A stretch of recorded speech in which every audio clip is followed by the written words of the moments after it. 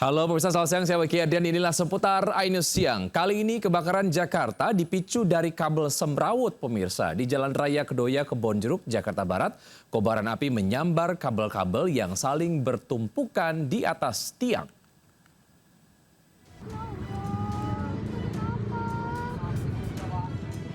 Kobaran api saling menyambar dan makin membesar di tumpukan kabel listrik dan internet Jalan Raya Kedoya Pesing Kebonjeruk, Jakarta Barat.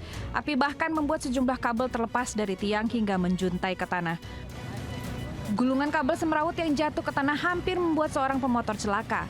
Dengan bantuan warga, pemotor itu bisa lepas dari jeratan kabel. Kobaran api akhirnya bisa dipadamkan dengan alat pemadam kebakaran ringan. Tumpukan kabel listrik, internet, dan kabel lainnya di langit Jakarta sudah menjadi pemandangan sehari-hari warganya. Keberadaan kabel yang dipasang rendah bahkan hingga menjulur ke tanah selain merusak keindahan kota juga berbahaya bagi warga. Masalah timbul ketika kabel-kabel ini akan ditertibkan karena seringkali tidak memiliki penanda dan dipasang secara liar.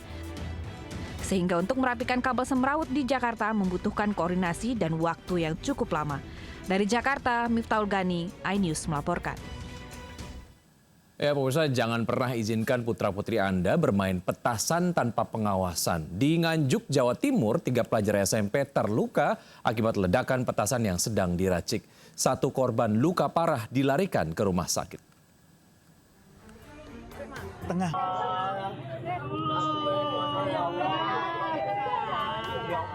Tiga pelajar SMP ini terluka parah akibat ledakan petasan di Desa Drenges, Kertosono, Nganjuk.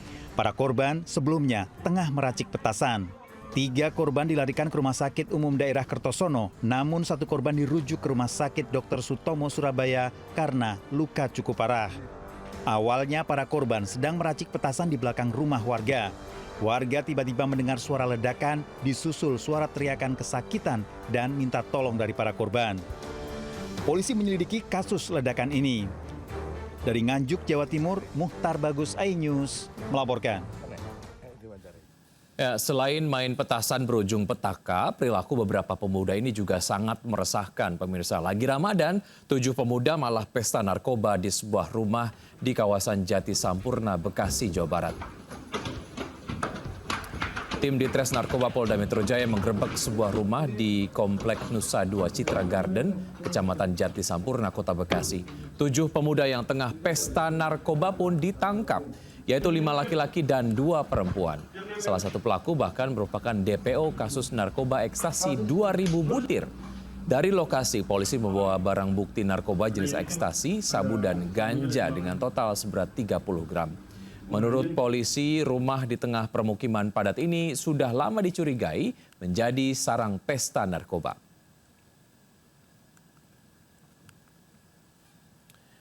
Ya pemirsa, Anda yang akan mudik tapi was-was harus meninggalkan kendaraan di rumah, maka titipkan saja ke kantor polisi terdekat. Karena selama periode libur lebaran, kantor Polda Metro hingga Polsek membuka layanan titip kendaraan gratis.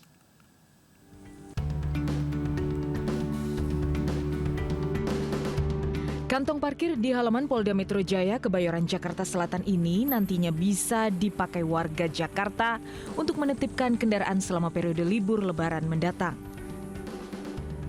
Mobil dan motor bisa dititipkan secara gratis sehingga warga bisa merasa lebih aman selama mudik ke kampung halaman. Tidak hanya di Polda Metro Jaya, kendaraan pemudik juga bisa dititipkan di seluruh Polres hingga Polsek. Cukup datang ke kantor polisi terdekat untuk mendaftar selama kuota tersedia. Polda Metro Jaya sampai dengan jajaran Polres dan Polsek memfasilitasi bagi warga masyarakat yang ingin menitipkan kendaraannya pada saat ingin mudik.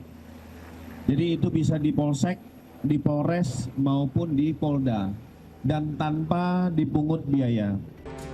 Demi keamanan, Polda Metro Jaya mengingatkan pemudik untuk menjaga keamanan rumah sebelum ditinggal. Pastikan rumah dan jendela terkunci rapat, cabut aliran perangkat elektronik dan regulator gas.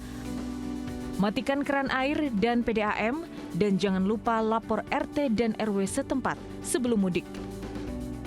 Selama periode libur Lebaran mulai 13 hingga 25 Maret 2026, Polda Metro Jaya akan menggelar Operasi Ketupat Jaya 2026. Sebanyak 6.800 personel diterjunkan di berbagai titik strategis dan objek vital. Dari Jakarta, Tim Liputan iNews melaporkan.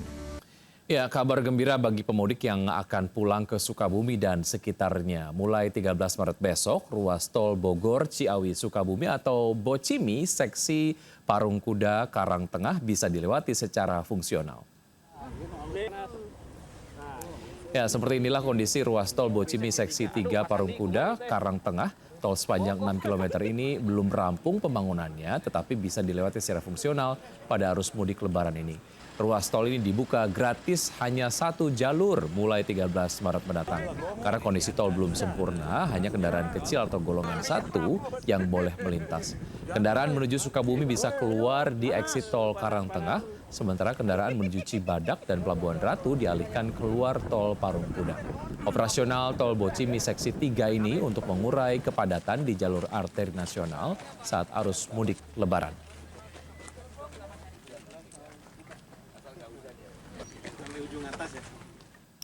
Ya, berburu takjil di bulan Ramadan selalu jadi kegiatan yang dinanti oleh warga. Salah satu lokasi favorit dengan beragam pilihan takjil di Yogyakarta adalah Pasar Sore Ramadan Kauman. Berikut liputannya.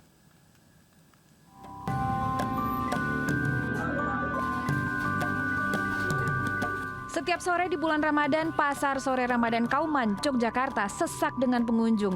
Meskipun berada di dalam gang sempit, tidak menyurutkan semangat warga untuk berburu takjil di pasar ini.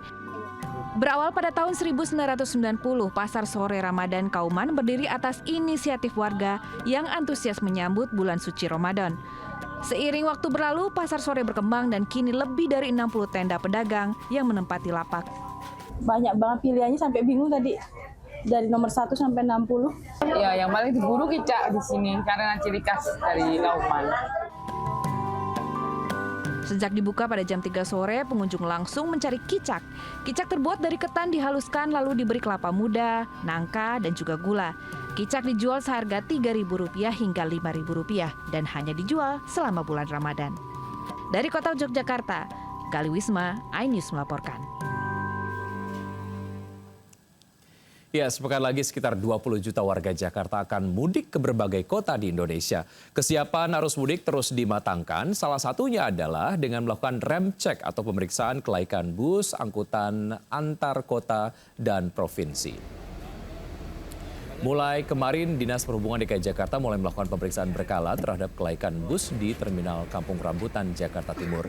Pemeriksaan dilakukan untuk memastikan keselamatan penumpang saat masa angkutan Lebaran. Pemeriksaan kelaikan bus berlangsung mulai 13 hingga 31 Maret 2026 dengan jumlah 40 bus setiap harinya.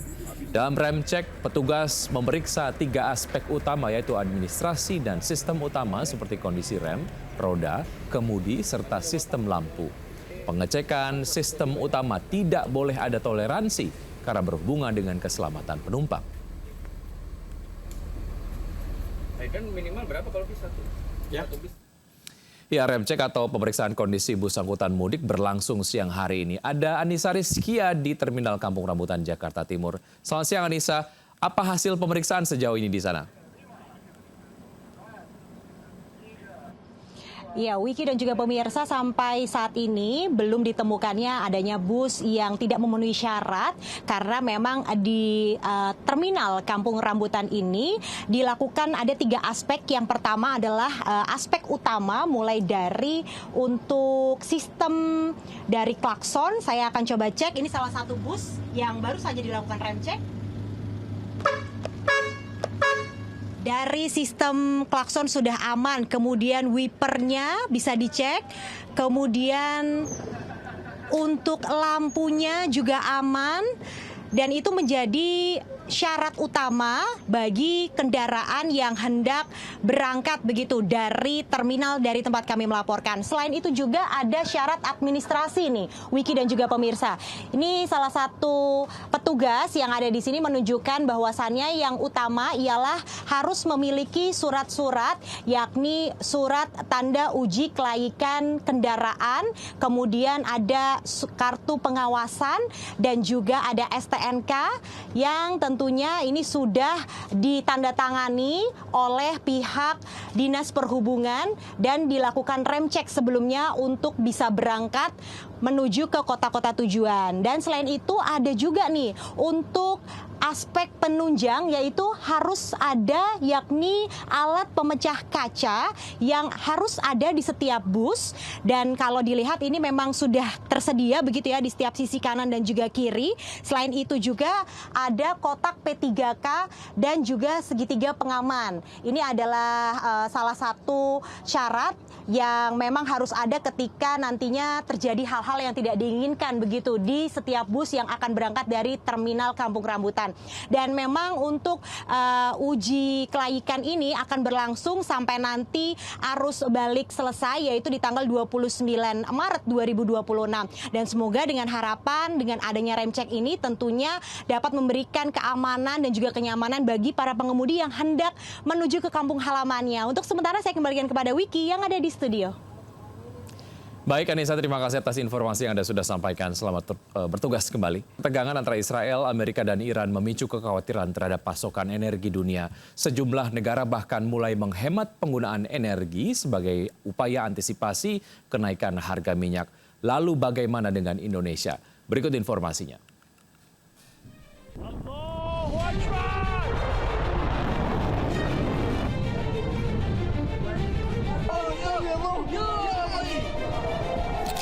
Kenaikan harga minyak dunia dan risiko gangguan pasokan energi membuat sejumlah negara mulai mengambil langkah hemat energi.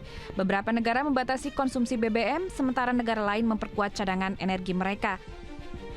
Seperti Bangladesh yang menutup sementara universitas dan membatasi penjualan BBM. Penghematan energi juga dilakukan Filipina dengan bekerja hanya 4 hari dalam seminggu.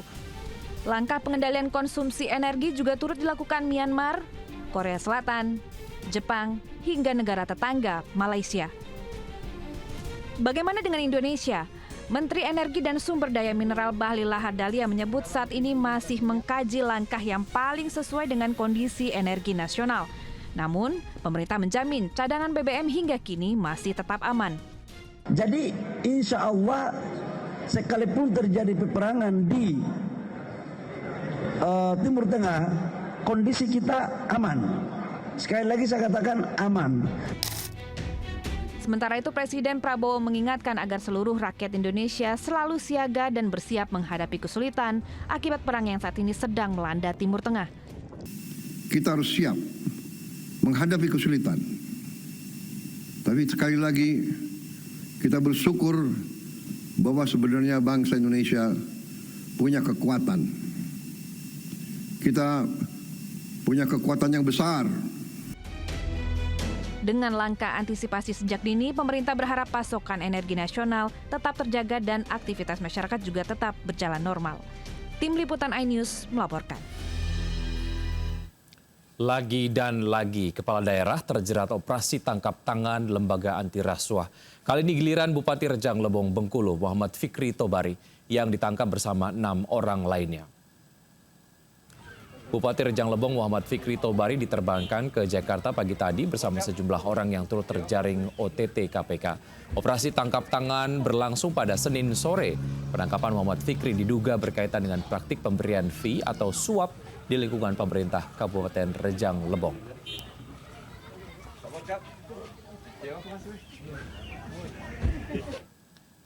Pemirsa, misteri jasad perempuan yang mengering di Depok, Jawa Barat akhirnya menemui titik terang. Pelaku pembunuhan ternyata adalah suami siri korban.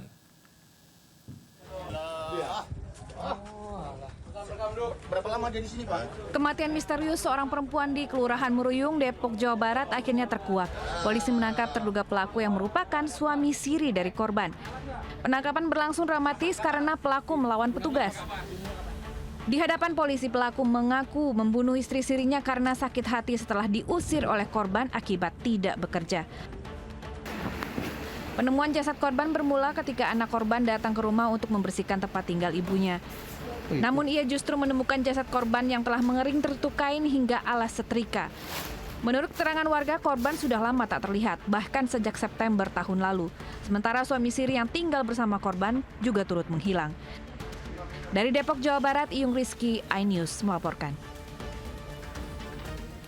Seorang emak-emak menagih utang ratusan juta rupiah pada orang yang meninggal di Sampang, Jawa Timur. Pelaku melarang jenazah dimakamkan sebelum membayar utangnya.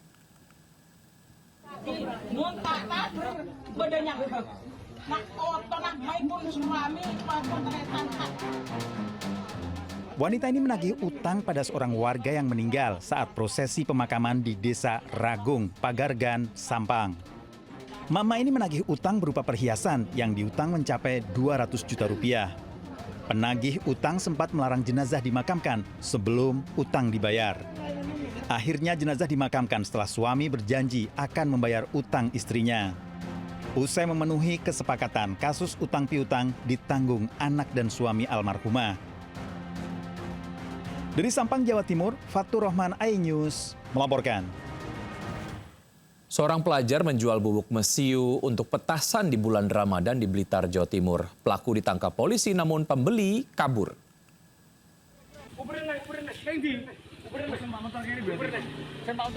Pelajar SMA ini ditangkap polisi di Jalan Musi, Kepanjen Kidul, Kota Blitar saat menjual mesiu pada seorang pria yang membayar di tempat. Kantor.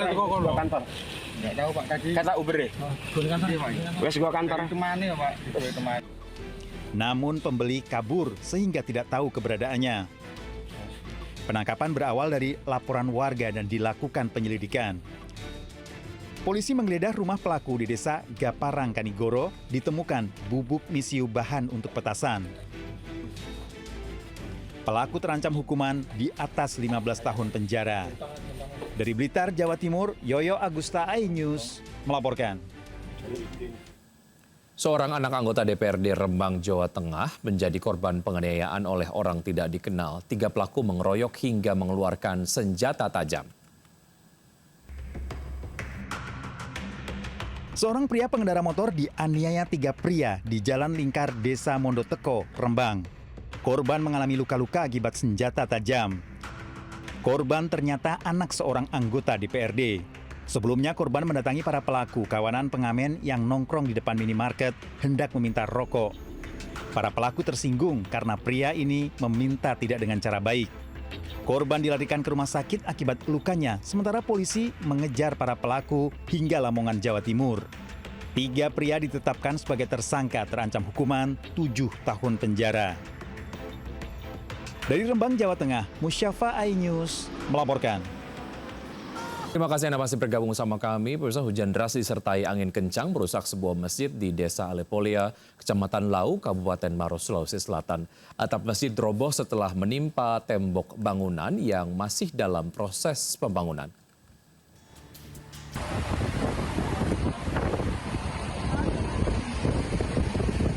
Hujan deras disertai angin kencang melanda Kabupaten Maros, Sulawesi Selatan. Kuatnya terjangan angin menyebabkan tembok bangunan yang masih dalam proses pembangunan di atas masjid tiba-tiba roboh dan menimpa atap serta plafon masjid di Desa Alepolea, Kecamatan Lau, Kabupaten Maros, Sulawesi Selatan. Beruntung tidak ada jemaah yang sedang melaksanakan ibadah sehingga tidak menimbulkan korban jiwa. Robohnya tembok membuat sejumlah material bangunan seperti batu dan seng berserakan di dalam masjid. Kondisi ini membuat lantai dan karpet masjid menjadi basah dan tertutup material bangunan. Akibat kerusakan tersebut, masjid sementara waktu tidak dapat digunakan. Warga terpaksa membersihkan puing-puing material secara gotong royong agar masjid bisa segera digunakan kembali. Kejadian ini telah dilaporkan ke pemerintah kelurahan dan pihak terkait untuk penanganan lebih lanjut. Dari Kabupaten Maros, Sulawesi Selatan, Wahyu Ruslan, iNews melaporkan. Sementara itu bangunan sekolah di SMP Muhammadiyah Paguyangan Brebes, Jawa Tengah ambruk terbawa longsor hingga 30 meter. Sekolah pun terancam ambruk.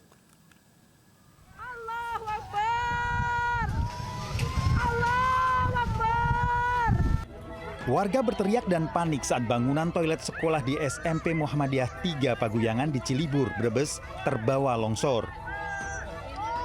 Bangunan runtuh hingga kedalaman lebih kurang 30 meter. Saat longsor terjadi, siswa dan guru sedang libur. Kini sekolah dalam kondisi bahaya terancam longsor. Koordinasi dengan BPBD setempat, apakah sekolahan secara keseluruhan masih bisa dilaksanakan kegiatan KBM atau harus totalitas direlokasi dari tempat tersebut. Sebelumnya, jalan antar kecamatan di sekitar sekolah telah longsor hingga kedalaman 20 meter. Dari Brebes, Jawa Tengah, Unibar iNews melaporkan. Kami akhiri jumpa kita siang hari ini. Saya Wiki Adrian bersama tim yang bertugas undur diri. Tetap semangat dan sampai jumpa.